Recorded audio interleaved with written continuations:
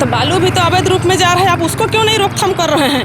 मतलब जैसे मन कर रहा है उठा करके, जैसे खेत में भाजी साग भथुआ साग होता है उसी प्रकार अगर उठा के अपना ले जाते हैं बेचते हैं, तो इसमें उस कमाई को काला कमाई कहते हैं। तो वो पैसा को अगर मान लेते हैं ये नियमित जाता तो सरकार के पास भी कुछ राशि जमा होती और ग्राम सभा के पास भी कुछ राशि जमा रहती। अभी हमारे साथ JLKM के केंद्रीय अध्यक्ष महिला मोर्चा की दमयंती मुंडा जी हैं और लगातार ये अवैध बालू को रोकथाम के लिए और यहाँ पे एक मजिस्ट्रेट का नियुक्त कराने को लेकर DC से लेकर SP तक का आवेदन दे चुकी हैं, लेकिन अभी तक कोई सुनवाई नहीं हो पाया है।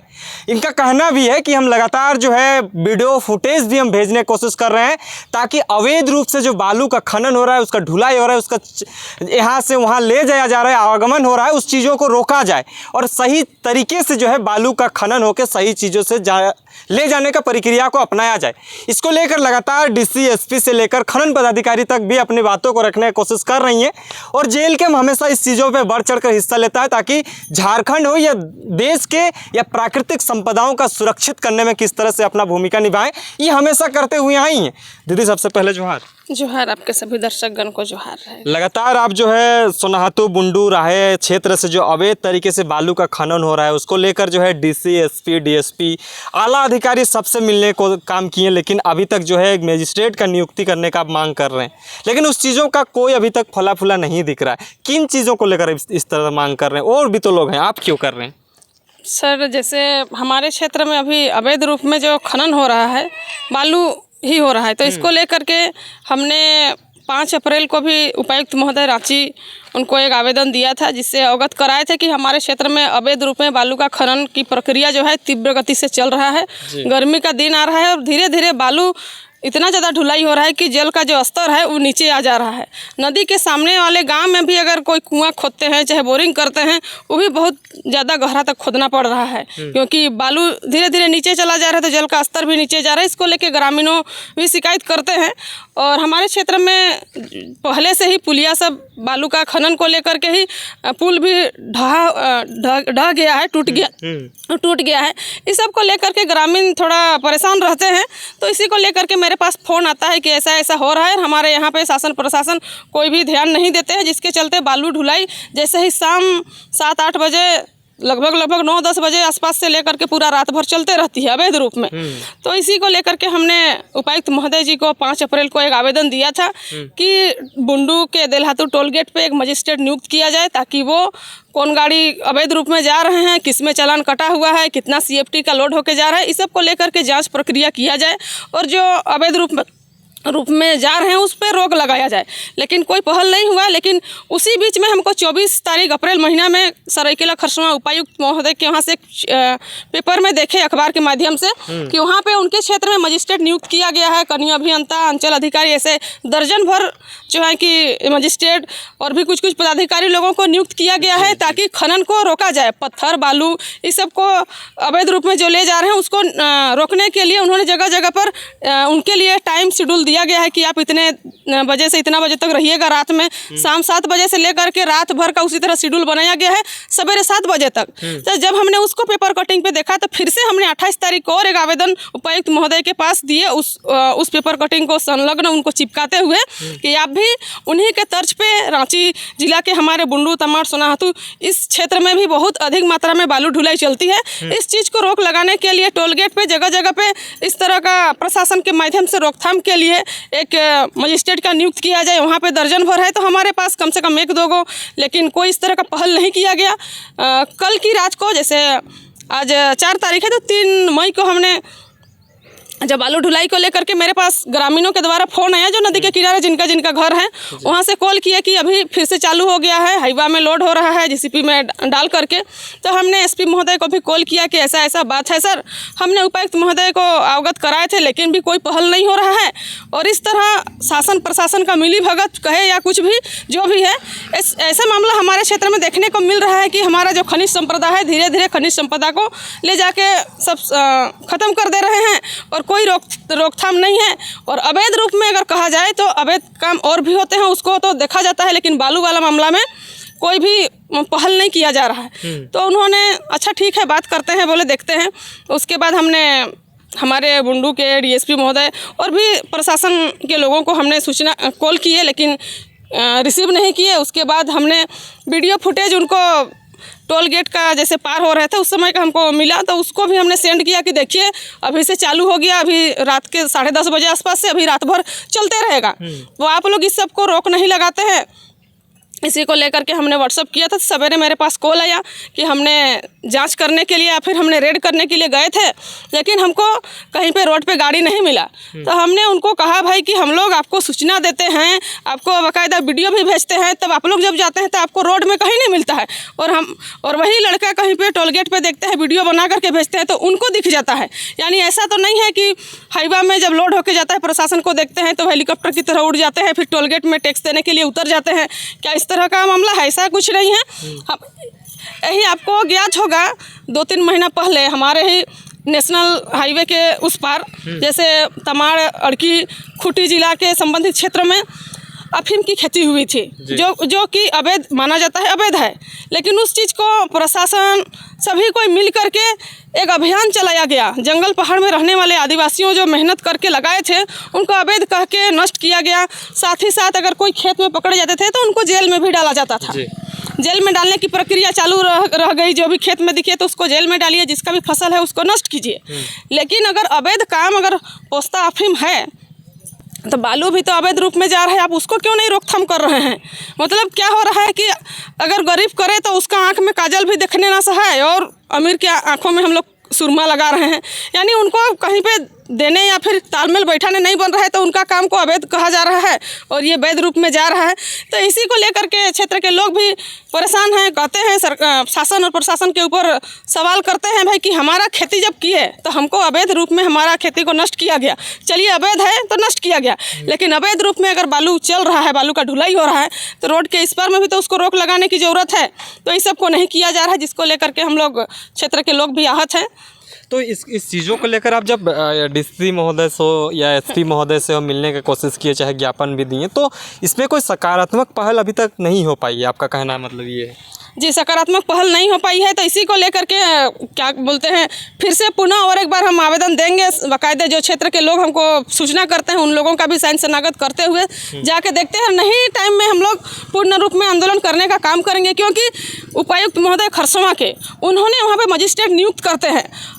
आज वीडियो के माध्यम से हम डीएसपी क्या बोलते हैं, डीसी महोदय, उपायुक्त महोदय हो, चाहे प्रशासन के जो भी हैं, हम उन तक ये बात पहुंचाना चाहते हैं कि यहाँ पे धर्म कांटा जो कितना CFD का जा रहा है उसको लेकर के भी लगाया जाए और मजिस्ट्रेट नियुक्त किया जाए, ताकि अगर जाए भी तो वैध के रूप में जाए। ऐसा नहीं हो कि इसी प्रकार चलान हो, इसको लगाने का काम करें। सही ढंग से अगर सरकारी नियमों का पालन करते हुए यहाँ से बालू का आवाजाही होता है तो इस चीज़ों पे दिक्कत आप लोगों को नहीं है, लेकिन अवैध तरीके से जाएगा तो उस चीज़ों पर आप रोकथाम की मांग कर रहे हैं। देखिए, जहाँ तक अवैध मामला, जिस तरह से किसी को काम करने से अगर रोका जाता है, पोस्ता अफीम इसको अगर रोका जाता है, तो जो अवैध काम करते हैं, जैसे गाय बैल का तस्करी भी हमारे क्षेत्र में होता है, उस चीज़ को भी रोकने की, चाहे जो भी है, अगर अवैध काम कोई कर रहा है उसको रोक रहे हैं तो हर एक अवैध काम को रोकने की जरूरत है ना। जो आपका पॉकेट गर्म करते जाए, चाहे सब जगह मैनेज करते जाए, आप उसको संरक्षण दे करके आप भेजने का काम कीजिएगा, और यही अगर कोई और करे तो उनको आप रोकने का काम कीजिएगा। तो ऐसा कहाँ दोहरी नीति? मतलब गरीब का आँख में आपको काजल भी ना लगाने दीजिए और अमीर का आँख में आप सुरमा लगाते जाइए, ये तो सही नहीं है। तो आप जो इस तरह से कर रही हैं तो कहीं ना कहीं बालू माफियाओं से सीधे टकराने की बात है। आप प्रशासन को चुनो, ये सब सारी चीज़ बता रहे हैं, आप वीडियो फुटेज भेज रहे हैं। हालांकि जो लोग इस चीज़ों का भुक्तभोगी है वो तो अपने ज़िंदगी में ऐश मौज कर रहे हैं, लेकिन आप अगर इस चीज़ों का रोकथाम करेंगे तो आपके ऊपर भी बहुत सारा चैलेंजिंग आएगा। इस चीज़ों को लेकर एक महिला होकर टैकल करने के लिए आप ये सक्षम है? देखिए, चैलेंजिंग तो हमेशा ज़िंदगी में लगे रहता है। उस चैलेंजिंग का जो भी परेशानी है उसको समाधान करते हुए, परेशानियों से टकराते हुए चलना ही ज़िंदगी है। और अगर इस तरह का नहीं होता है तो देखिए, हम लोग का जो राज्य है एक आदिवासी बहुल राज्य है। झारखंड में भी पेशा कानून हम लोग का 12-13 जिला में लगा हुआ है। तो पेशा कानून के तहत अगर बालू खनन का मामला चाहे कुछ भी है तो ये जल जंगल जमीन खनिज संपदा हो, चाहे बालू हो, गिट्टी हो, कोयला हो, जो भी लोहा लकड़ जो भी हम लोग का ज़मीन में खनिज निकलता है, अगर ग्रामीण क्षेत्र में है तो ये ग्राम सभा के माध्यम से आती है।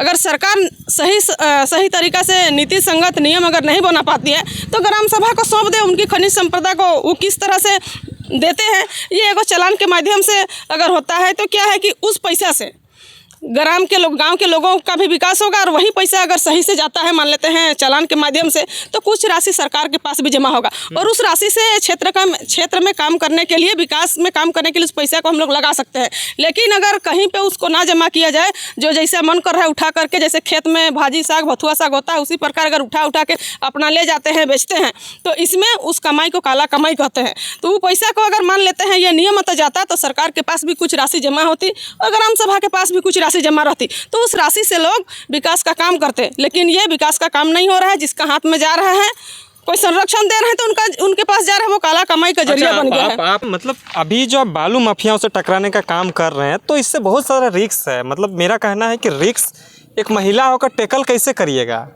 देवेंद्र नाथ महतो बालू को लेकर आंदोलन करते हैं, फायर हो जाता है, उसके साथ सीना झपटी का आरोप लगा दिया जाता है, चेन खींचने का आरोप लगा जाता है।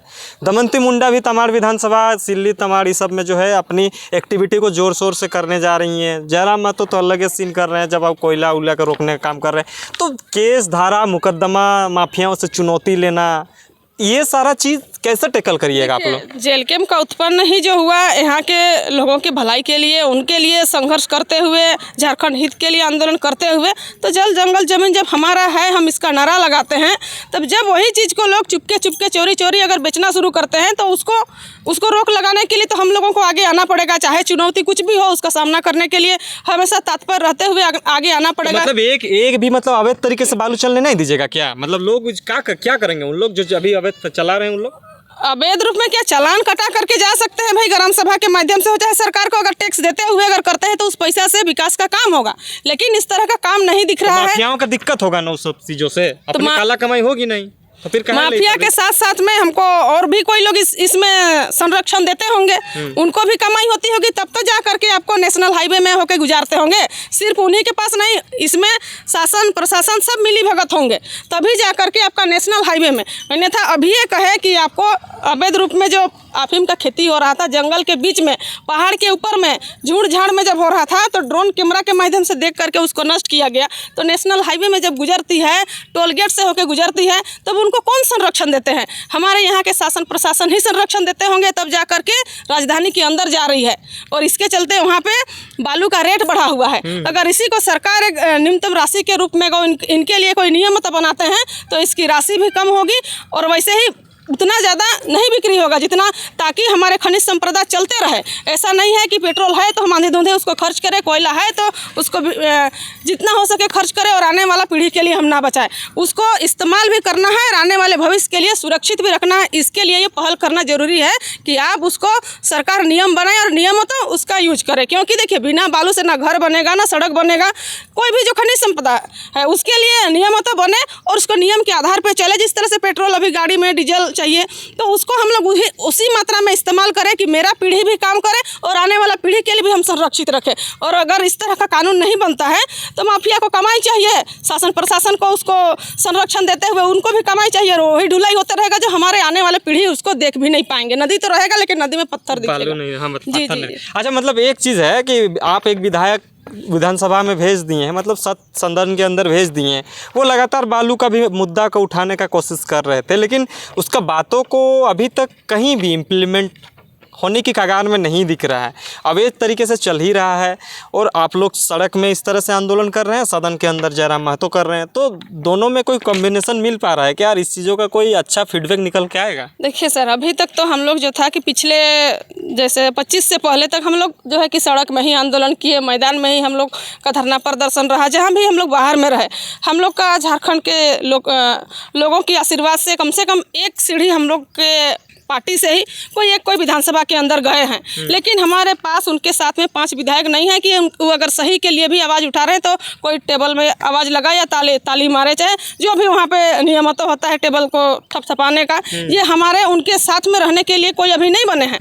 आने वाले इसी तरह हम लोग काम करते रहेंगे, लोगों में विश्वास जगते रहेगा और आने वाले समय में हमारी संख्या बढ़ेगी। और नियमतः मेजोरिटी चाहिए रहता है कुछ भी काम को पास करने के लिए, चाहे जो भी है, जिसके पास मेजोरिटी है, जिनको लोग सर आँखों पे बैठा करके भेजे हैं, उन्होंने तो हमारे लिए गलत काम कर रहे हैं। जिस तरह से आपको ज्ञात होगा, अभी रांची सिरमटोली में जो सरना में रैंप बना करके जो सरना स्थल है उसको उजाड़ने का काम कर रहे हैं। तो ये सब जो है, जिसके पास पावर आज आ गया है, जो हमारे ही यहाँ के आदिवासी मूलवासियों ने उनको जिता के भेजे हैं, लेकिन उन्हीं के सर पे चढ़ के तांडव करने का काम कर रहे हैं। तो इसको जो है कि हमारे विधायक जी सही सही चीज़ को विधानसभा में रखते हैं। कितनी पहल होती है नहीं होती है, लेकिन हम भी क्षेत्र में लगे रहेंगे। हमारे पार्टी के एक ही विधायक हैं, भले विधानसभा में आवाज़ निकाल रहे, तो हम लोग भी क्षेत्र में लगे रहेंगे ताकि। बहुत बहुत धन्यवाद। तो मेन मुद्दा ये है कि तमाड़, सोनाहातू, इचागढ़ इस सब जगह से जो है बुंडू होते हुए जो है जो भी बालू अवैध तरीके से जा रहा है, इसको एक सही जो है सरकार का जो गाइडलाइन है उसको पालन करते हुए यहाँ पे मजिस्ट्रेट का नियुक्त किया जाए, जैसा कि सरायकेला जिला में किया गया है। उसी तर्ज पर रांची जिला के अंदर भी होना चाहिए। ये दमंती मुंडा जी का मांग है। अब मांग कब पूरा होगा ये सारा चीज़ देखना और समझना बड़ी दिलचस्प होगा, लेकिन तमाम चीज़ों के लिए बने रहें, देखते रहिए। जोहार, नमस्कार।